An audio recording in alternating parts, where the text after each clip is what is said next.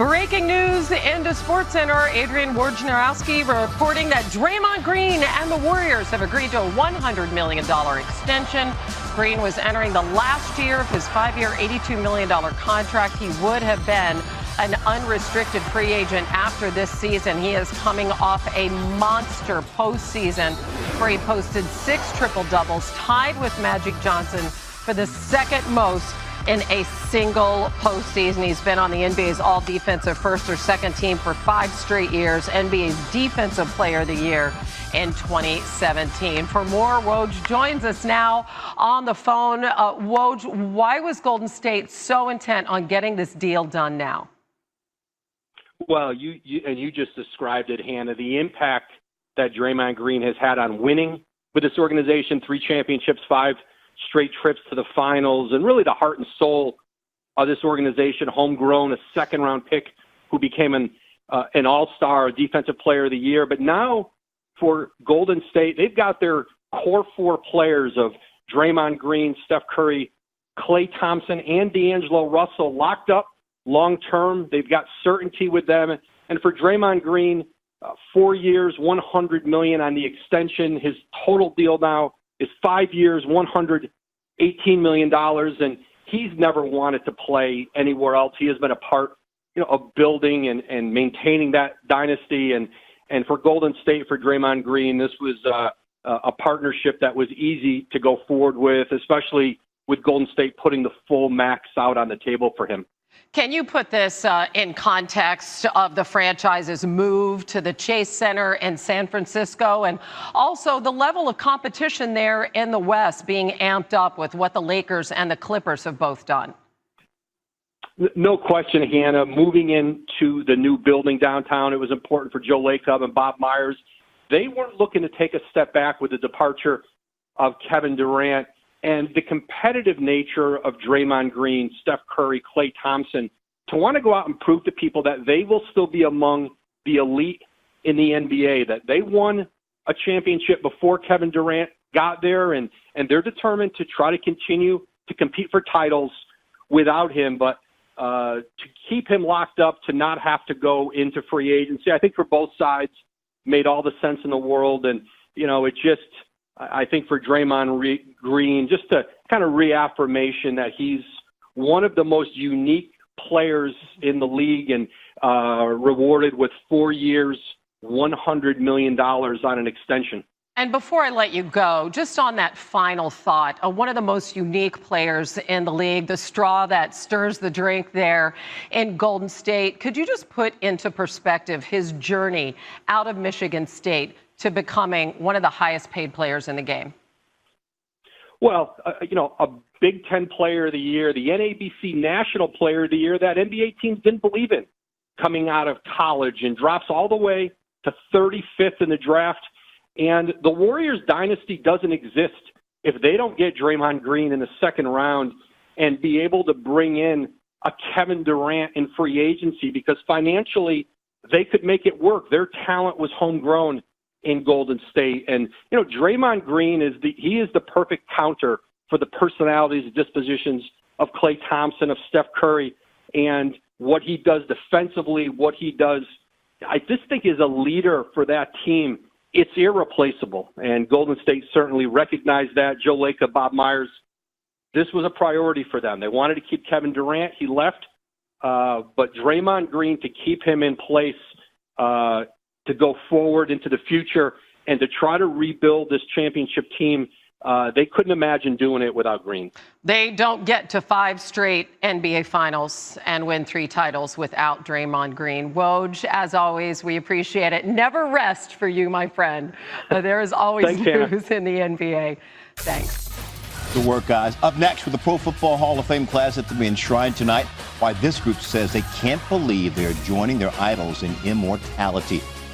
Plus, Colby Covington is quite possibly the most controversial fighter in the UFC. How he transformed himself from unknown to clamoring for a title shot. News into SportsCenter this morning are Adrian Wojnarowski reporting that Draymond Green and the Warriors have agreed to a $100 million extension. Green was entering the last year of his 5-year, $82 million deal. He would have been an unrestricted free agent after this season. For more on the deal and how it went down, here's Woj. The impact that Draymond Green has had on winning with this organization, 3 championships, 5 straight trips to the finals, and really the heart and soul of this organization, homegrown, a second-round pick who became an all-star, a defensive player of the year. But now for Golden State, they've got their core 4 players of Draymond Green, Steph Curry, Klay Thompson, and D'Angelo Russell locked up long-term. They've got certainty with them. And for Draymond Green, 4 years, $100 million on the extension. His total deal now is 5 years, $118 million. And he's never wanted to play anywhere else. He has been a part, of building and maintaining that dynasty. And for Golden State, for Draymond Green, this was a partnership that was easy to go forward with, especially with Golden State putting the full max out on the table for him. He's coming off that huge season, 6 triple-doubles, right? And his performance, stepping up big time in the playoffs. Almost doubled his points per game, grabbed 3 more rebounds as the Warriors made it to the NBA Finals. So money, 23 Green getting his money. More on that coming up. All right, Hannah. Breaking news into SportsCenter with free agency looming next summer. 3-time NBA champ and all-star forward Draymond Green agreeing to a 4-year, $100 million max contract with the Warriors. The deal starts with the 2021 season, bringing the total length and value of his deal to 5 years, $118 million. He could have entered the final year of his contract, but both the team and Green have long insisted they imagined a long-term future together. And this part of a very busy offseason for Golden State. But the good news is they have locked up Thompson. They've locked up Draymond. They acquired D'Angelo Russell in that sign and trade resulting from KD's departure to Brooklyn. Also traded, of course, Andre Iguodala. Hannah, you have all around the place. Sal Paolantonio, Louis Riddick with Eli, Giants Cap. Sal, good morning. Hey, fellas. Yes, we got Eli here. Eli Manning, starting quarterback of the New York Giants. 16 years, longest-serving New York Giant, and then 95 seasons of this historic franchise. Louis Riddick is here. Eli, what did you do to prepare with a young quarterback, Daniel Jones, nipping at your heels? How did you prepare for this training camp? Yeah, you always prepare hard, and I think that's always been my mindset is, treat the off season as an opportunity to get stronger. As you get older, I think you do have to work harder, and you have to do, just keep your, being able to bend, keep your legs strong. I've never been known as a runner, but you still got to do a lot of footworks, drills, is to keep those fast twitch muscles, somewhat fast as they can be at this age. And so you do all that during the off season. So when you come in here, a lot of arm care. So really for training camp, when you have 9 practices in 10 days, your arm can hang, your legs stay strong, where you can still make all the throws. Eli, being now that you're in the second year of this offense, obviously there's a lot more comfort for you. And when you have a wide receiver core that's kind of in a state of transition right now, do you find yourself able to, now that you're more comfortable in this offense, kind of help them out and kind of really dig into the nuance of the offense and have that be a factor as far as raising your performance as well in 2019? Yeah, definitely. I think we're so much farther along than we were last year, just on knowing what plays that we like to run, what has worked for us, what certain players can do well, where to put them in certain positions. And it's not just my comfort level; it's the offensive line number of guys, having those guys back. It's Evan Ingram and Sterling Shepard. Golden Tate's a guy; he's a vet, and it's a new offense for him, but he's run all these plays before. It's just hey, what do you call it? And so, but even guys like Benny Fowler and Cody Latimer, these guys were here last year, so they're guys who they know it, and we're so more advanced. We've been so much sharper this time during training camp than last year, and we're going to be better off going into the season. And what's the dynamic like, Eli? You and I have talked about this, but as things have progressed in training camp, what's the dynamic like with Daniel Jones as a 6th overall pick, a guy that everybody expects to be your heir apparent? It's been good. I mean, I don't think there's any difference between this year and other years when you draft a quarterback. Even last year, from the outside, there certainly is. I know, but when you draft for me, whether you draft a guy, we've drafted guys, quarterbacks in the 2nd round before. We drafted them in the 4th round. We've had young quarterbacks in here. And I treat it the same as I've treated those guys, and you try to help them learn. When there's opportunities, you're not holding their hand. You're not saying, hey, we got to meet at this time so I can teach you these things. But when you're in the meeting room, when you're talking, when you're watching film, you're talking about protections, you're talking about concepts, you're talking about defenses. In the NFL, you play different defenses than in college. There's more, overload blitzes and trap defenses. You're just kind of explaining some of the rules to them, and I think if I can explain it, that means I know it, and it's fun. It's fun teaching.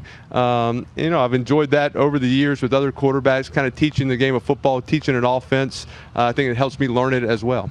Speaking of defenses, Eli, I've always been interested in how quarterbacks who are so cerebral like yourself and have seen everything and made every throw, seen every protection, I've rather seen every blitz, seen every kind of coverage, how they can help defensive players themselves. And so your defense is going to be under the microscope this year.